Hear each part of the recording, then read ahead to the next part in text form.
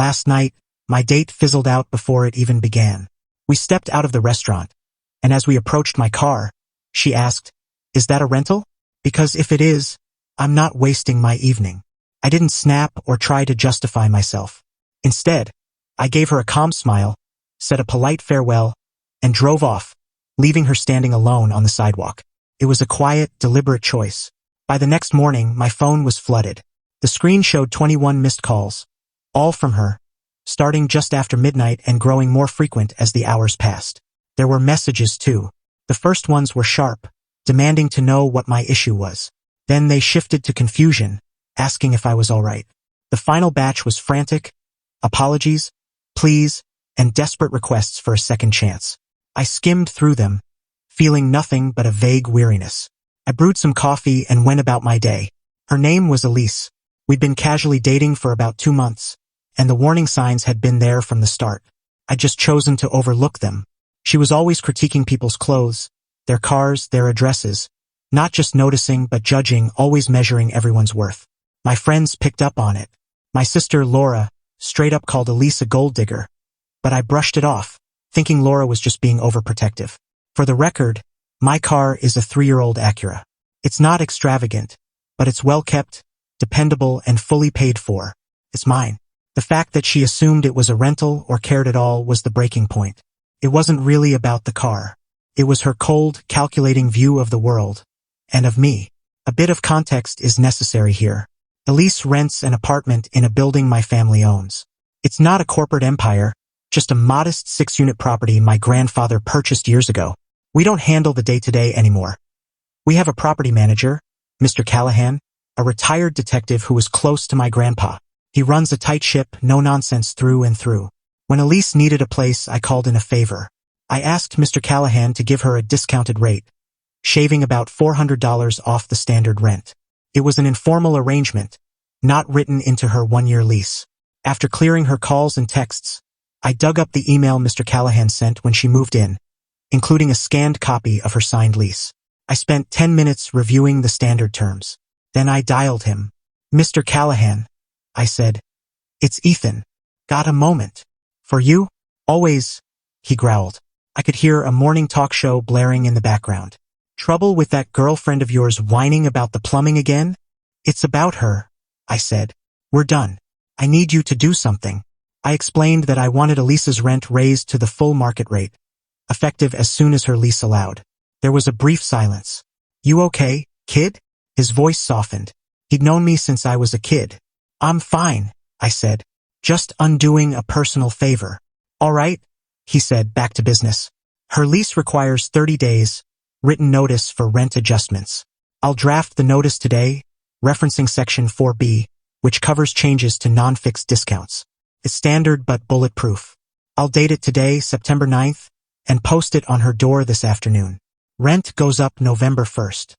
"Thanks, Mr. Callahan," I said. "I owe you." "Don't mention it," he replied. "Never cared for her anyway. Always acted like she was doing me a favor by paying rent, which, by the way, was late twice." I noted that detail silently. He hung up, and I felt a quiet sense of closure. It was a small, precise move. Problem spotted, a solution applied. The rest of the day was uneventful. I went to work, came home, cooked dinner. Around 7 p.m., my phone pinged. A text from Elise. "Are you serious? A rent hike? Really?" I didn't respond.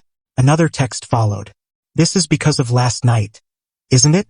You're trying to get back at me." Then another. "My landlord said the owners approved it. That's you. You're being spiteful." I kept watching my movie. My phone buzzed again with a call. I let it go to voicemail. Her message was a minute of raw fury, her voice sharp, accusing me of being vengeful and cruel. She claimed she couldn't afford the extra $400 a month and said I was trying to ruin her life. It was theatrical. I listened, then deleted it. The quiet in my apartment felt soothing. The next wave hit through our mutual friends. A guy named Ryan had introduced us. We were part of a larger crew that met for trivia nights or weekend hangouts. On Thursday, 2 days after the date, my phone buzzed again. Ryan texted, "Yo, what's up with Elise? She's going off in the group chat, saying you lost it." I exhaled. I knew this was coming. I texted back, "I didn't lose it. I ended a date. That's all. Ask her what happened. Ryan replied. She's saying you ditched her in a sketchy area at night and have been messing with her landlord. The lies were so predictable. Messing with her landlord? I texted. Mr. Callahan's 70 and practically family. And I didn't ditch her. I left her outside a high-end restaurant in the safest part of town after she insulted me. What did she say? Ryan asked. I was blunt. I typed her exact words. She asked if my car was a rental, because if it was, she wasn't wasting her time. Ryan took a moment to respond. Damn. Okay. That's rough. Meanwhile, Elise was playing the victim in the group chat, which I wasn't part of. From screenshots sent by another friend, Tara, Elise was claiming I had a temper, was unstable, and had spitefully raised her rent. She was crafting a tale of a wronged woman. Tara texted me, Ethan, you need to set this straight. People are buying her story. I thought it over. Arguing in a group chat was a losing game. It'd be my word against hers, and she was clearly skilled at drama. I needed something clear, irrefutable. I pulled up my call log from Monday morning. I took a clean screenshot showing the top 21 calls from Elise, from 12:08 a.m. to 7:45 a.m., a cascade of desperation. I sent it to Tara. Can you add me to the chat for a sec? She did. I waited for a pause in the conversation, then posted the screenshot, no caption, no commentary, just the image. The chat went dead for 2 full minutes. Then a message from a friend. Max. Whoa, 21 calls? Another from Ryan. That's not the vibe of someone who was abandoned and scared. Elise jumped in, typing furiously. He's twisting it. I was worried about him. I thought something was wrong. But the screenshot spoke for itself.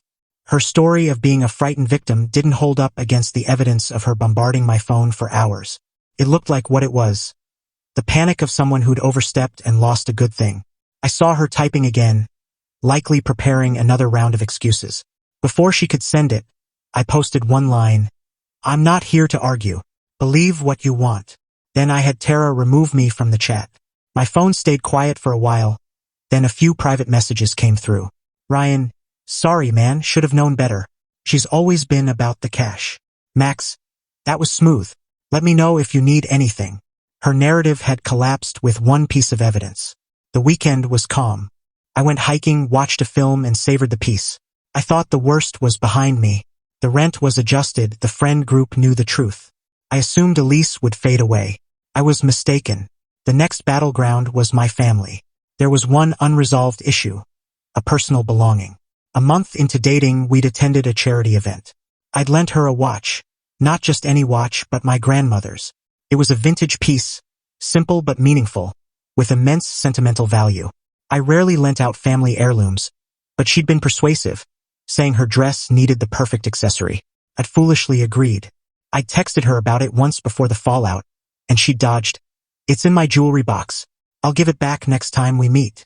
Now, that meeting wasn't happening. On Monday, I sent a direct text. Elise, I need my grandmother's watch back. Let me know when I can pick it up this week. Her reply came an hour later. I'm swamped with work, and honestly, I don't feel safe seeing you after how you've acted. I wasn't playing her game.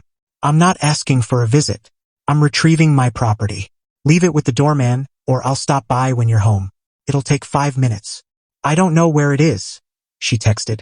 I might have lost it. That message sparked a sharp anger in me. Lost it. A unique family heirloom. I knew she was lying. A final attempt to hold something over me. I wasn't letting her keep it. I called my sister, Laura, and filled her in. She was livid. I warned you, Ethan. She's awful, she said. Here's the plan, we're done asking. We're going to her place. She won't let me in, I said. She'll let us in, Laura replied, her tone steely. She won't want her neighbors seeing her turn away your sister, especially when we're being perfectly civil. We'll stay calm, firm, and immovable. Laura was always better at confrontations. She had an iron will. Before we went, she did something clever. She checked Elise's social media and found a photo from the previous weekend. Elise at brunch, wearing my grandmother's watch, clear as day. Laura saved the image, noting the post date. Then she went further. Our mom had the family jewelry appraised years ago for insurance. Laura called her, and soon we had a scanned appraisal for the watch, detailing its description, serial number, and $5,000 replacement value, confirming it as part of my grandmother's estate. Laura printed the photo and appraisal. Now we've got proof, she said, holding the documents. The next evening, we drove to Elisa's building, my family's building.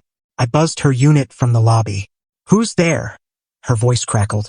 Ethan and my sister Laura, I said evenly. We're here for the watch. We're not leaving without it. A long pause. I told you, I don't know where it is. Let us up, Elise. Laura cut in, her voice crisp. Or we can talk in the lobby. I'm sure Mr. Callahan wouldn't mind joining. Mentioning Mr. Callahan worked.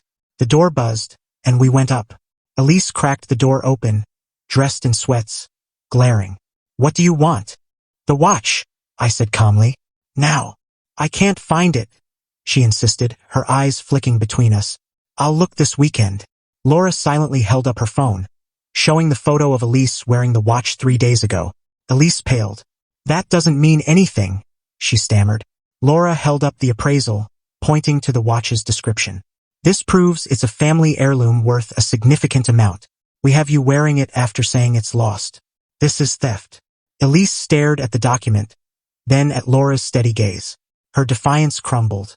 There were no friends to spin tales to, no chat to manipulate, just two people with evidence in her hallway.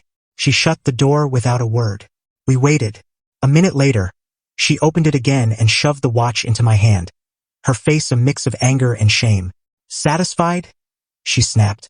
Yes, I said, checking the watch for damage before pocketing it. Thank you. We turned and left. We didn't speak as we walked to the elevator. I could feel her eyes on us, but I didn't look back. The watch in my pocket felt like a weight lifted.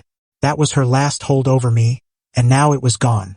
The final piece of this mess played out a month later. Elisa's lease ended in October, and Mr. Callahan told me she hadn't renewed. She tried to fight the rent hike, even threatened legal action, but he pointed to her signed lease and said he was following the owner's orders. She had no leverage. He'd already lined up new tenants, a young couple happy to pay full market rent. I hadn't heard from or seen Elise since retrieving the watch. The friend group had splintered. A few stuck with her, but most stepped back, avoiding the drama. Ryan and others reached out to me, and we started hanging out separately, which suited me fine. One Saturday afternoon, I was at a coffee shop, reading by the window. I glanced up and saw a familiar car pull into a parking spot. A sleek new BMW, the kind Elise always pointed out. She was in the passenger seat. A man in his late 50s, sharply dressed but visibly irritated, got out of the driver's side. Their body language told the story. He gestured sharply. She argued back, her face tense. He said something that made her recoil, pointed at her, shook his head, and walked into the bank next door, leaving her in the car. Elise sat there, staring ahead, her posture stiff with frustration. For a moment, I felt something, not sympathy, but a detached observation. She'd found a new mark, a richer one, but the pattern was unchanged. Her life revolved around someone else's wealth, a fragile, stressful existence. She looked caged. I finished my coffee, paid, and walked out. I had to pass the BMW to reach my car. Elise was on her phone, scrolling, and didn't notice me. I got into my Acura, the car that sparked this whole saga. It felt familiar, comfortable. It was mine. I started the engine, pulled out, and drove off. I didn't glance in the rearview mirror. There was nothing behind me worth seeing.